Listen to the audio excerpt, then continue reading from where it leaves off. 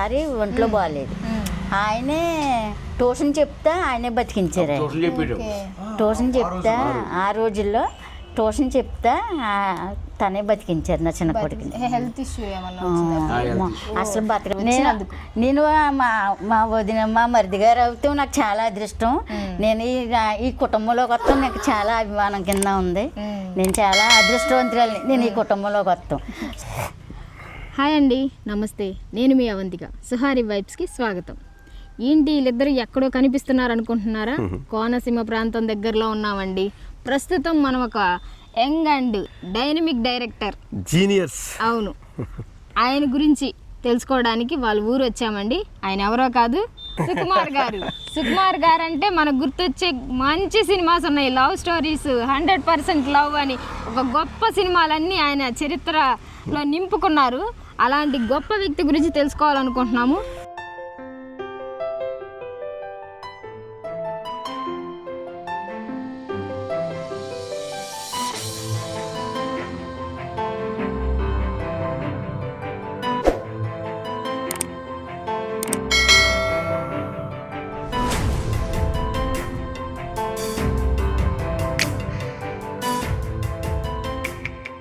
Director Sukumar గారి ఊరిదే కదా?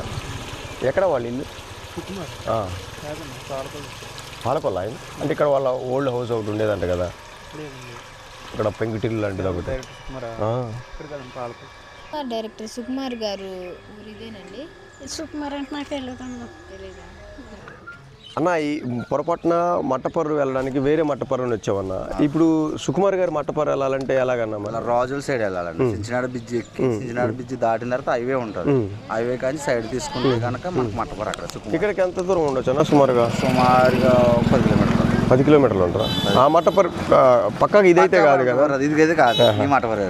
మరి ఊరు వెతుకులాట సందర్భంగా ఏం జరిగిందంటే, మట్టపర్రు అని ఊరు అన్నమాట సుకుమార్ గారిది. అయితే పాలకొల్లు నుంచి మేము ఏం చేసామంటే మట్టపర్రు అని అడుగుతూ వచ్చాము, కానీ 2 మట్టపర్రులు ఉన్నాయంట. ఇక్కడికి వచ్చాక కానీ అర్థం కాలేదు. వేరే మట్టపర్రుకి అయితే వచ్చాము. ఇక్కడ అడిగితే సుకుమార్ గారు ఊరు ఇది కాదండి, మట్టపర్రు అనేది ఇంకొక ఊరు ఉంది, అక్కడికి వెళ్ళి అడగండి అని చెప్పేసి ఇక్కడ ఒక అతను చెప్పాడు. సరే, పొరపాటునైతే మనం వేరే మట్టపర్రుకి అయితే రావడం జరిగింది. మళ్ళీ మన ప్రయాణాన్ని ఇక్కడ నుంచి ఇంకెంత దూరమో తెలియదు, కానీ మనం అసలైన మట్టపర్రుకి అయితే చేరుకోవాలి. మరి